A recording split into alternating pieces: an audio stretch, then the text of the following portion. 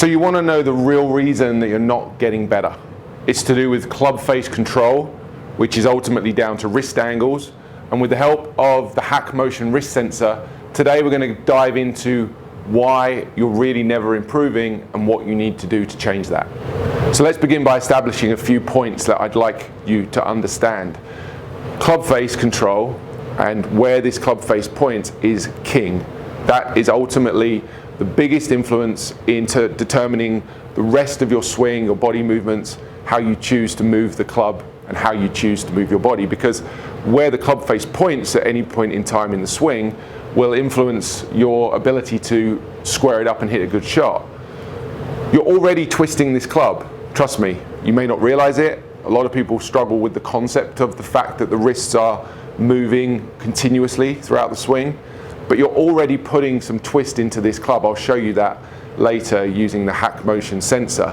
But let me start by just showing you the influence of the wrists and how important the twist that you're putting into the club is in terms of your golfing success. So we'll take a look at a couple of examples now on the screen. First golfer, I'm going to say is probably the more familiar high handicap golfer, who at the top of the swing has extended their lead wrist. Extension is this cupping motion. And what does that do? Well, extension opens the club face. Opens the club face, and as you can see, this golfer's downswing is extremely steep over the top, out to in, and chopping across the ball. That was my point about the fact that the club face control and where this club face points during the swing will then influence the rest of the swing. Okay, this golfer and you're not choosing to have an extreme out to in path or into out path just because you want to.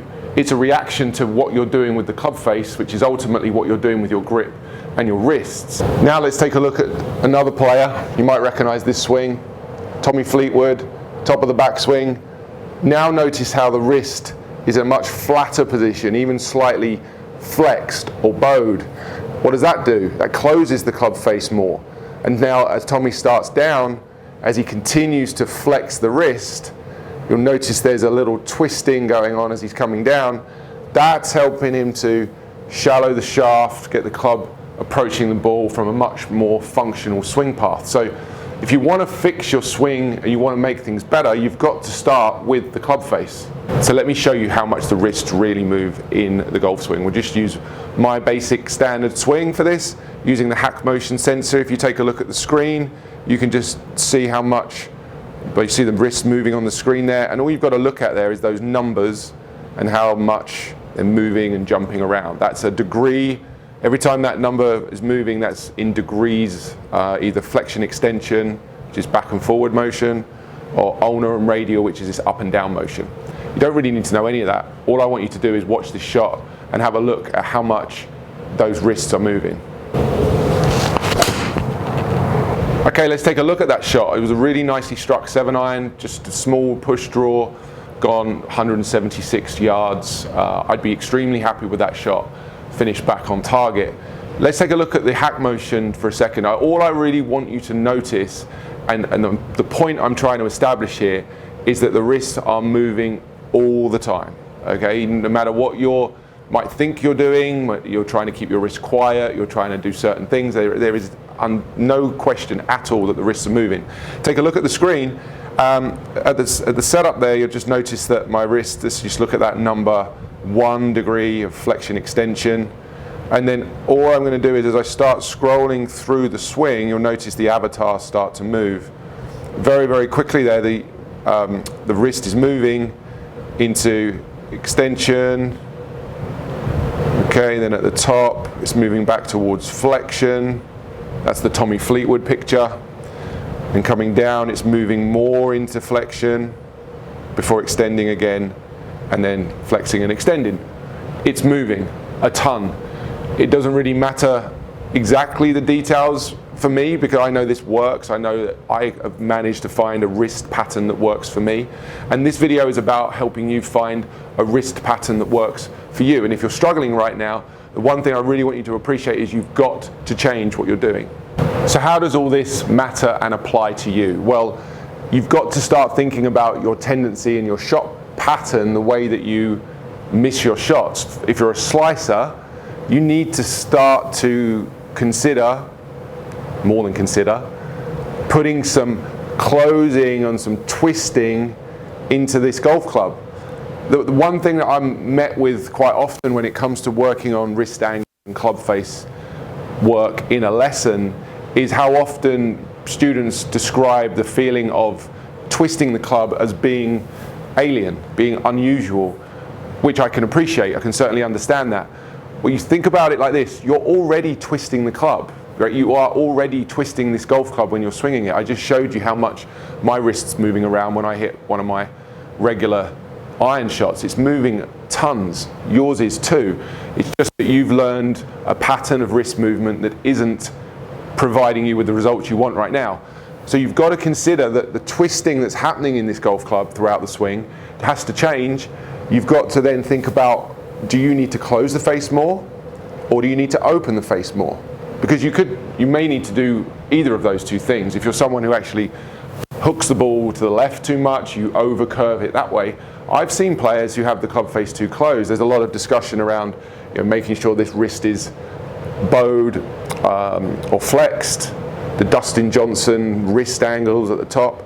And whilst I would certainly agree that the vast majority of people need to twist the club face more closed, it's not for everybody. There are a few of you who will actually need to do the opposite. So do consider that. What is it you need to do for your swing? Some practical help that I can give you. I think feeling like you twist the grip, turn the club face as you move the club back in the backswing, whether that be more closed or more open, is a nice way to get the wrist twist in early. It doesn't guarantee that it's going to solve your issue. I've seen people who do a decent job of the club face going back, and then by the time they get to the top and start to transition, it's not where it needs to be. But that would be the first thing to try. If you're slicing the ball or hitting the balls to the right, likelihood is your club face is too open. Try twisting it closed in the early backswing. Try twisting the grip and turning the club face down towards the ground and hitting shots with that feeling. That could solve your problem, and it could be a very simple way to do so. Just on the subject of you people who hook the ball and have too much of a closed club face, you can start to do the same idea here in the early backswing, P1 to P2, but instead of turning your club face down towards the ground, which would be a closing feel, you're going to do the opposite. You're going to feel like your club face and the leading edge of your club here is more vertical or more up towards the sky. You have to play around with the amounts that you do this. It's not an exact science, but you should be following the patterns. If you're hitting to the right and pushing or slicing, put in more twist or more close. If you're hitting to the left or hooking, put in more opening of twisting, the extension of this wrist. And then the second area of the swing where I see the most issues with wrist angles is at the top of the backswing and into transition. We've already taken a quick look at those examples earlier on between the high handicap golfer and the Tommy Fleetwood example. When you reach the top of your swing, this is the point here where you're changing direction. You're putting a lot of pull, a lot of force into that golf club to get it to change direction and to start to create the necessary speed and power that you need to hit the ball far. The problem is, the way in which you pull on this club can be vastly different from player to player. And you could easily learn a pattern that is poor. You could just get into the habit of doing something that feels comfortable, it feels right, it feels like you're pulling down on a chain is one of the analogies that's often used. And some people could take that thought and do it beautifully and organize their wrists perfectly. And other people take that same advice, they start to pull down, they start to extend that lead wrist, they open the club face, and we know that it's pretty much disaster from there on in. So what can you do at the top of the swing and in transition to help you manage your wrist angles better? This drill is a little bit more in depth. It takes you to the top. We're going to twist the wrist, twist the grip down, so I'm flexing this lead wrist significantly. I'm closing the club face, and as I do that, swinging down to P6, I do a lot of practice moves of actually physically putting a twisting down into that grip and into that relieved wrist. The most common error in the transition is someone opening the club face.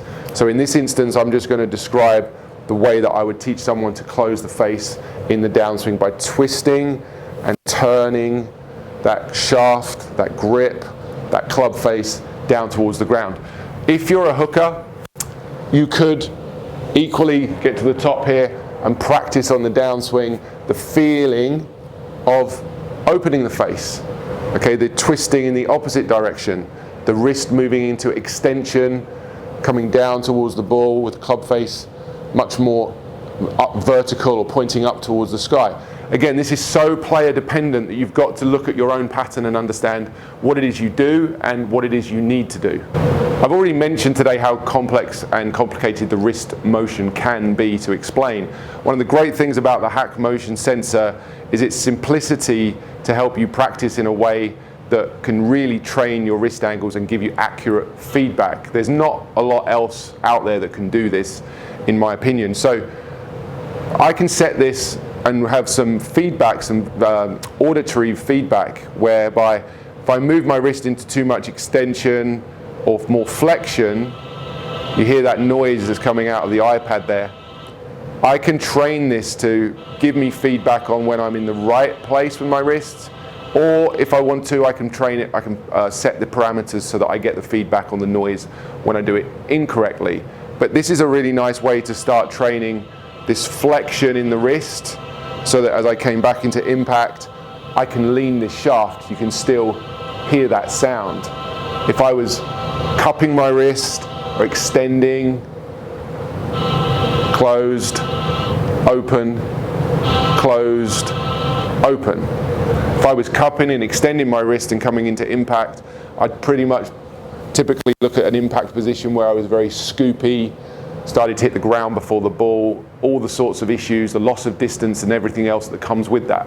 So I could make lots of practice swings here, keeping my wrist, learning to keep my wrist, learning to twist my wrist into this range of motion that provides me with the impact alignments that I'm looking for.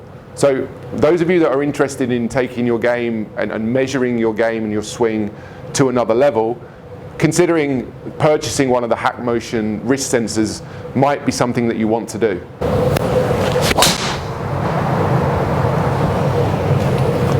And then the final question that you're all dying to ask, I get it in the comments all the time when I do a video, is it the same for the driver? Well, yes, in a way, definitely, it is the same. But you have to consider that you may need to feel more twisting with different clubs. You may need to feel more closing or more extreme twisting in either direction, as we've already covered. You may need to feel more with certain clubs, because that's just the way that we interpret the swing. We don't have exactly the same movement with all the clubs. So yes, it's the same concept for the driver. Yes, please understand that it's still the same. It's still the same with the wedges. You're still the same with all your clubs. If you're struggling with club control, just consider putting in a different twist and seeing how that works out for you. Guys, if you want to learn more about the hackmotion wrist sensor and how it works, I'll put a link down in the description to the website. They've been kind enough to give anyone who purchases one of the wrist sensors through this video a free shipping code worldwide. You can get free shipping all over the world. You just need to use the code GRIDLIFE. I have done other hackmotion videos on my channel. I'll also link those in the description, and there are other great hackmotion videos out there on the internet for you to check out, and all talking about how these wrists are moving and trying to help you guys all improve your golf. Or if you're looking for a slightly more budget friendly option in terms of training your wrist angles, the hanger from Watson Golf is an extremely good training aid. I've done other videos on that recently. There's also discount codes available if you choose to take a look at that. I'm going to place the video right here for you to go and take a look at next. But before you do, I just wanted to say thanks for watching. If you're not already subscribed, please go ahead and click the subscribe button. If you enjoyed today's video, please hit that like and get down in those comments and let me know what you thought.